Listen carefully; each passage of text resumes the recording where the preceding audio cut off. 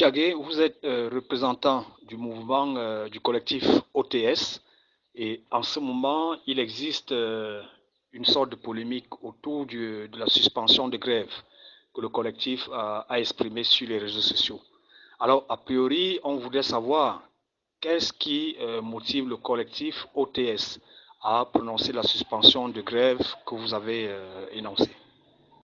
De vouloir créer le chaos dans le pays, celui de vouloir conduire véritablement la communauté éducative à une année blanche de cette année. Donc, il était important que nous fassions un pas aussi, qu'on montre notre bonne foi et que le moment venu, qu'on puisse avoir avec des preuves palpables montrer que c'est plutôt l'État qui fait preuve de mauvaise foi.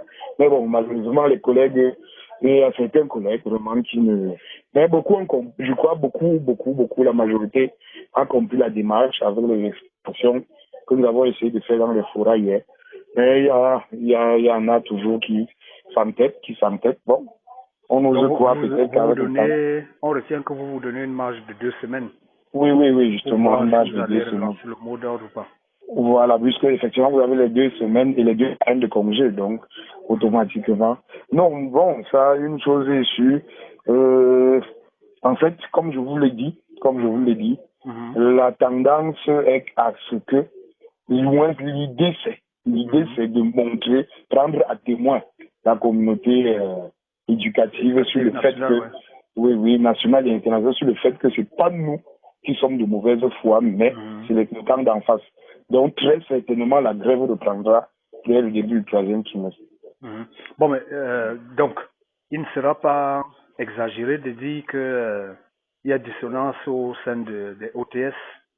Bon, vous savez, du collectif vous OTS. savez, dans un mouvement acéphale comme le nôtre, c'est toujours difficile de contenir du moins de contenir les humeurs, voilà, c'est toujours difficile. C'est pas comme un mouvement où on sait que non, voilà, les leaders identifiés, clairement identifiés, qui dictent la conduite à tenir. C'est différent. Donc, nous autres, nous sommes juste des porte-voix. Bon, mais pour cette décision, nous avons jugé à un moment donné, malgré le sondage qu'on avait fait, que bon, on se rendait compte, eh bien, la majorité était contre une possible suspension du mot d'ordre. Nous avons quand même jugé que non, maîtrisant mieux les enjeux que la masse, la foule, on a jugé que non, il était quand même, je crois qu'il était stratégiquement mieux pour nous de pouvoir faire cette main tendue-là pour effectivement évacuer. Et vous pouvez déjà le constater par vous-même si vous avez eu l'occasion de regarder un peu quelques débats télévisés aujourd'hui, que même ceux qui hier nous taxaient de tous les noms d'oiseaux ont commencé à dire que bon, voilà. Donc, mais justement, il y a une question qu'on se pose. Lorsque vous signez, lorsque vous faites vos communications, il y a un ensemble de personnes qui signent dès le début. Oui, qui signent. Oui, justement. Est-ce que parmi ces personnes dont on a pris l'habitude de voir les signatures là, est-ce que vous êtes tous solidaires, ou tout au moins dans ce noyau-là? Ou alors il y a certains qui sont désolidarisés de vous? Bon, là, je ne saurais te dire, puisque les signatures ont été collectées un peu de manière hasardeuse, c'est-à-dire que, mais sinon, ceux qui sont dans le directoire et qui signent, les signatures sont toujours là. Tous ceux qui sont dans le directoire en quelque sorte, et qui signent, les signatures sont toujours là. Personne du directoire ne s'est désolidariser de la chose, puisque entre ça a été vraiment une décision prise de commun accord, même si tout le monde ne se sentait, ne ressentait pas la décision au même degré. Mais on a quand même pu, malgré tout, s'entendre que non, bon, allons-y comme cela. Bon. Même si tout le monde a l'accepté pas comme ça. Vous pouvez peut-être comprendre ma préoccupation. Lorsqu'on parle d'un mouvement acéphale, que dans le même temps, vous parlez d'un directoire. Est-ce que c'est pas... En fait, quand je parle de directoire, c'est juste que... sont contraires, non? Non, bon, quand je parle de directoire, c'est juste, en fait, ceux qui sont en avant. Ceux qui sont en avant, du moins qui sont censés porter l'aspiration de tous les autres, c'est ça? Effectivement, qui sont censés porter l'aspiration de tous les autres. Ceux qui font tous les communiqués que vous voyez, ceux qui au quotidien se démènent pour que effectivement le mouvement puisse se déployer sur le terrain. En fait, c'est un peu ça. Ce n'est pas que le directoire au sens véritablement d'une structuration bien établie. Non, non, c'est pas dans ce sens. Alors peut-être pour sortir, on présume que votre décision a été prise au terme d'une concertation avec les autorités. Non, non, pas du tout. Pas du tout. C'est unilatéralement que vous l'avez fait. Oui, c'est de manière unilatérale. Nous n'avons pas été à une quelconque concertation avec les autorités. Nous avons juste jugé effectivement qu'il était peut-être venu qu'on puisse marquer une petite pause. Parce que beaucoup de collègues ne comprennent pas aussi qu'il y a des enjeux derrière. Parce qu'on a en face de nous un État qui n'a pas de scrupules, qui est très souvent à utiliser toutes les méthodes de dissuasion parfois. Et nous savons que nous avons des retours évidents. Dans mon propre établissement, même je le fais, j'ai des collègues qui n'observaient pas le mot d'ordre de grève tel que dicté. C'est-à-dire qui depuis ces 5 semaines n'ont plus mis pied à l'établissement. Pourtant, il était clairement dit d'aller à l'établissement et de ne pas faire cours. Donc, marquer au moins sa présence. Or, nous, les textes régissant du moins les textes sur la fonction publique disent clairement que si vous faites 30 jours d'absence irrégulière, si vous êtes reconnu de 30 jours d'absence irrégulière, vous êtes sujet à la vocation à la fonction publique. Donc, il y a des collègues qui sont déjà sous le coup de cette sanction, même si ils sont toujours encore les premiers à dire non, il faut qu'on poursuive la grève. D'une part, c'est aussi pour les protéger, c'est aussi pour protéger ceux-là. Parce que les proviseurs, certains proviseurs, ça c'est sûr, n'hésiteraient pas à envoyer leur nom pour qu'ils soient frappés. Bon. Mais alors, quand vous essayez d'expliquer... Faisons un peu une schématisation simple en ce moment. Imaginons que demain matin, dans votre lycée par exemple, vous arrivez et vous constatez que sur 10 enseignants, 5 sont là et 5 autres ne sont pas là. Quelle sera la tenue à conduire? La tenue, non, bon. la tenue, je veux dire. Oui, en fait, la réalité, elle est là, c'est que la reprise des classes ne sera pas de manière, du moins, totale demain. Ça, c'est une évidence. Oui. Ça, c'est une évidence. Ça ne se fera pas de manière totale demain. Ça, c'est un leurre de faire croire aux gens que tout le monde observera effectivement la suspension, le mot de suspension demain. Parce que ceux même déjà du nord et de l'extrême nord, où il y avait pratiquement école morte dans la plupart des zones, nous l'ont clairement dit, pour certains, qu'il sera difficile que ce soit implémenté là-bas. Bon, on a essayé quand même de leur expliquer, à leurs points focaux, pour qu'ils relaient l'information auprès de leurs collègues sur place. Mais nous savons tout de même que pour des zones comme ça où il y avait pratiquement école morte, ce sera très compliqué qu'ils reviennent directement d'un coup. Mais nous espérons que, effectivement, avec du moins d'ici la fin de cette semaine, la semaine qui commence demain, qu'ils aient compris le bien fondé de l'acte du moins la décision que nous avons prise et qu'ils puissent revenir progressivement dans les classes. Alors, sortons peut-être par cette question. Vous dites que vous avez décidé de revenir à l'école.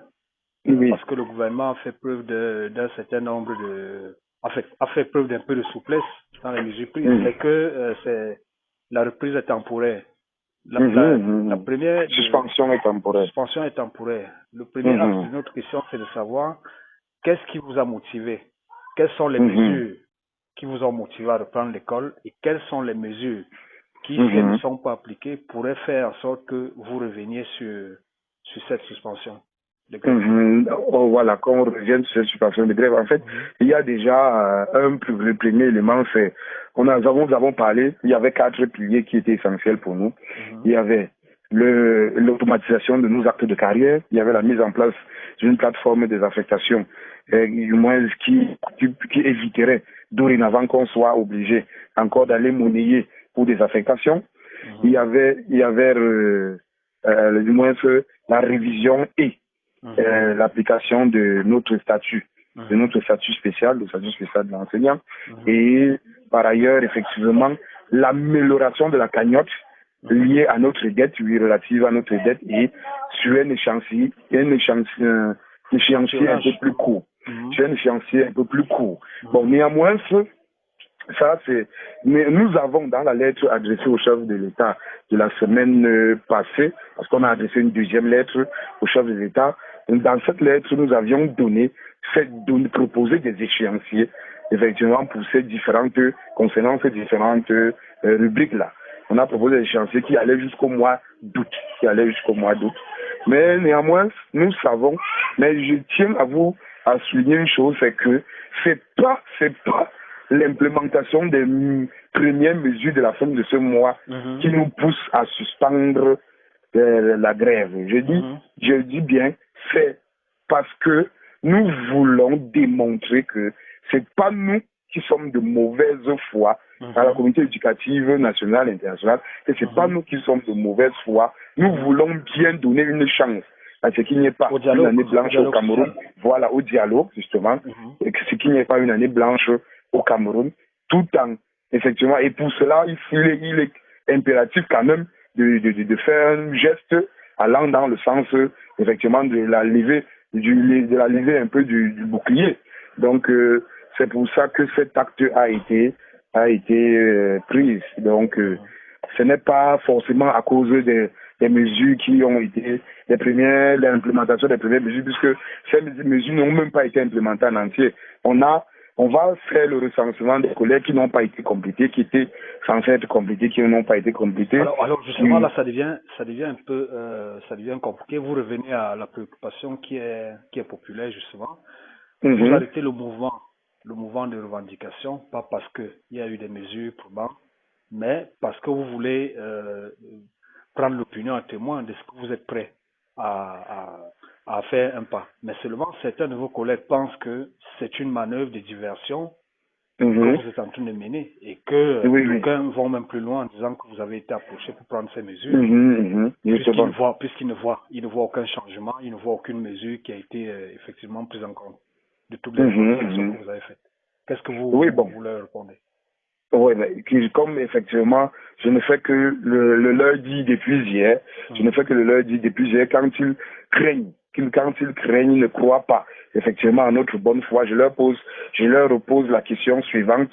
Vous ne connaissez pas, vous n'avez pas, à part peut-être un autre communicant, Anissé Noah, qui est connu par la plupart des autistes, est-ce qu'ils sont capables de mettre un visage sur un autre membre actif du mouvement OTS? Non. Pourquoi est-ce qu'ils ont cru en nos actions jusqu'à présent? N'est-ce pas là un autre problème que vous soulevez? Est-ce que le fait justement que ceux qui vous suivent dans votre revendication ne puissent pas vous identifier, on peut estimer que c'est le maquis ou alors que c'est... Non, mais effectivement, ça a été une stratégie. Ça a été une stratégie, effectivement, depuis du moins consensuelle depuis le départ. C'est une stratégie du moins que les autistes ont mis sur pied depuis le départ, parce que nous savons comment ça fonctionne chez nous. C'est-à-dire, dès que vous êtes clairement identifié, alors soit vous êtes oppressé, soit vous êtes oppressé, soit vous êtes intimidé, ou soit vous êtes corrompu. Bon, si on sent qu'on ne peut pas vous corrompre, là on va passer à la répression pour dissuader peut-être les autres, casser le mouvement. Donc ça a été une stratégie savamment pensée depuis le départ. Donc, s'ils, effectivement, vu qu'ils ne peuvent pas encore, du moins, clairement identifier les gens qui sont en avant-plan, est-ce qu'ils ne peuvent pas, et qu'ils ont pu leur faire confiance jusqu'à présent, pourquoi du moins, aujourd'hui, penser directement qu'ils ne sont plus dignes, du moins de bonne foi? Attendez voir si, effectivement, ce qu'ils vous ont dit n'est pas fait, si par la suite, dès la reprise, peut-être, sous la base des éléments qu'ils ont, ils vous disent que non, d'accord, il faut pas. S'ils ne vous disent pas qu'il faut reprendre la grève, à ce moment, vous êtes dans toute votre légitimité de les désavouer. Mais tant qu'ils ne vous ont pas n'ont pas fait preuve de mauvaise foi, pourquoi vous lancez dans des préjugés? Et moi, je pose la question suivante. Est-ce que chaque enseignant, quand un enseignant estime que si la grève est suspendue pour 2 semaines, alors elle aura du mal à reprendre, moi, je lui pose la question, pour quelle raison es-tu rentré dans la grève? Si tu n'es pas convaincu toi-même, il y a la raison qui t'a poussé à faire grève, ça ne sert donc à rien. Il est préférable donc d'arrêter immédiatement aujourd'hui. Allô? Oui, je vous... Oui, justement, puisque nous sommes convenus, vous et moi, que l'entretien que nous faisons sera pour un usage journalistique et public. Oui. Sous quelle casquette je vous présente précisément? Non, comme je l'ai toujours dit, comme représentant OTS. Représentant OTS.